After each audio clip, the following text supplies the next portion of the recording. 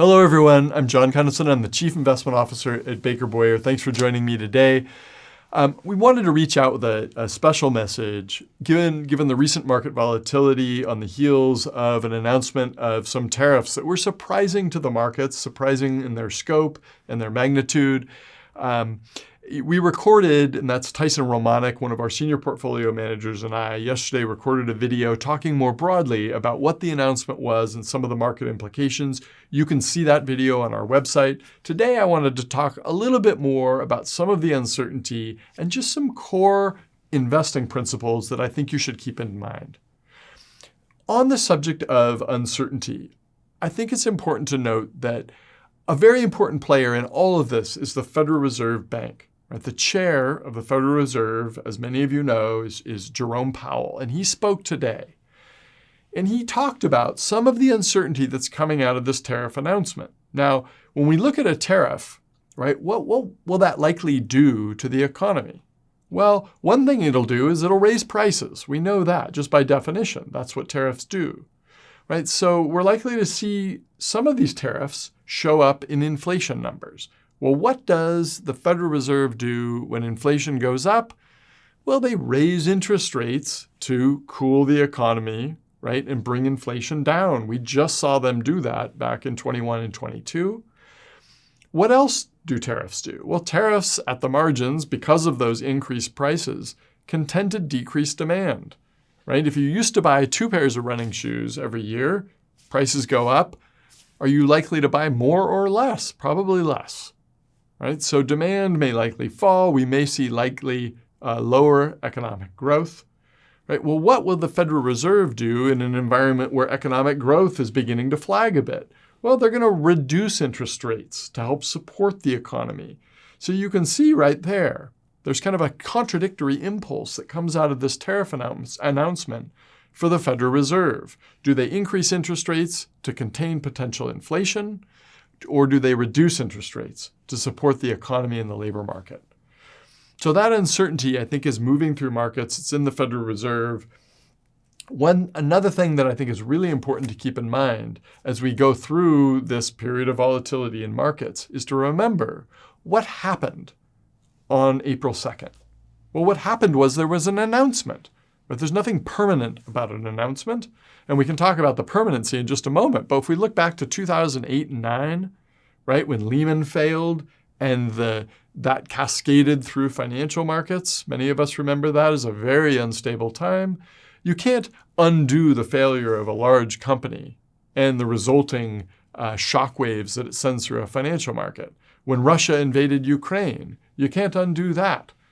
But you can certainly undo or soften an announcement, right? And what was announced was that there would be surprisingly high tariffs on, basically every other country on the globe. It was announced on April 2nd. They go into effect on April 9th.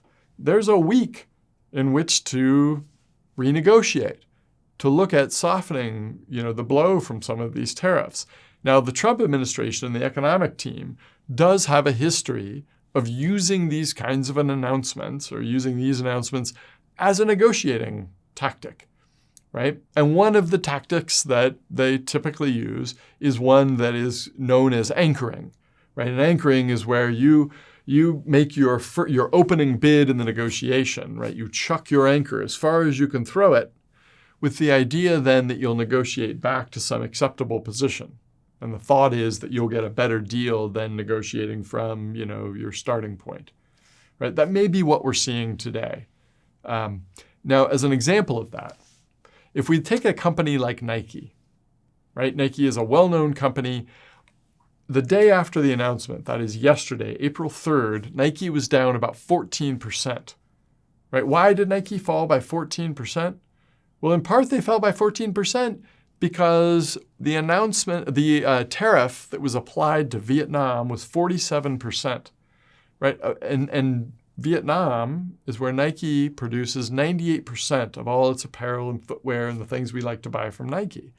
So they're going to be 47% more expensive when we import them into the United States from Vietnam, right? So the idea was we'd be buying a whole lot fewer Nike goods, and that'll hit Nike's stock price. Well, today, Trump announced that he had a good conversation with the leader of Vietnam and may have made some progress in renegotiating what that tariff would be. Nike's price today was up 4.5%. So this is a really good lesson, and I think it's emblematic of what we've seen in markets over long periods of time. And that is when we see these very volatile periods, especially when we see big market sell-offs, those tend to be very closely clustered with the biggest up days in markets. And this is really important, right? If during these periods of a sell-off in stock markets, if we panic and we sell our stocks, we risk missing those big up days. And those big up days are what make the long-term returns to the stock market, right, which tend to be quite strong.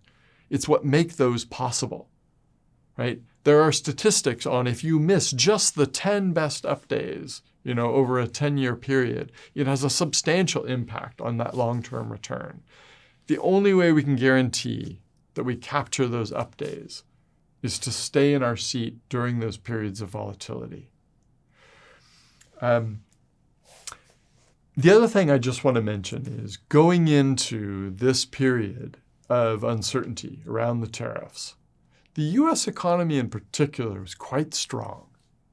So unemployment was quite low, still in the low 4% range, right? So essentially, if you wanted a job, you could have a job. Right?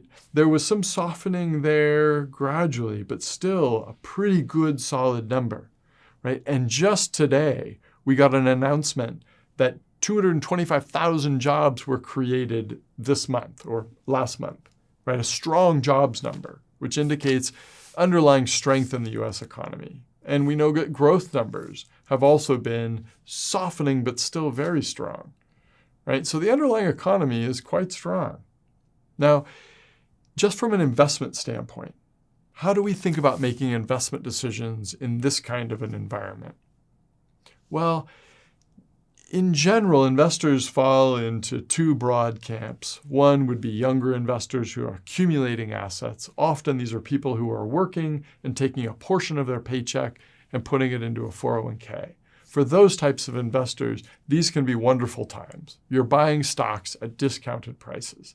So keep investing. For investors who are in retirement, relying on their investment portfolio to fund their retirement, now is a period of time where it's really important to think about asset allocation. So at Baker Boyer, when we build financial plans for clients, that asset allocation is determined by that financial plan. Right? We make sure that we have enough in the stable parts of the portfolio, in the bond part of the portfolio or real assets, to support years of spending even while stocks are down. We don't need to touch the stocks while they're down, right? We can wait 3, 5, 7 years to even worry about where the stocks are. We can allow them to recover, and we have plenty of assets to fund those retirement distributions.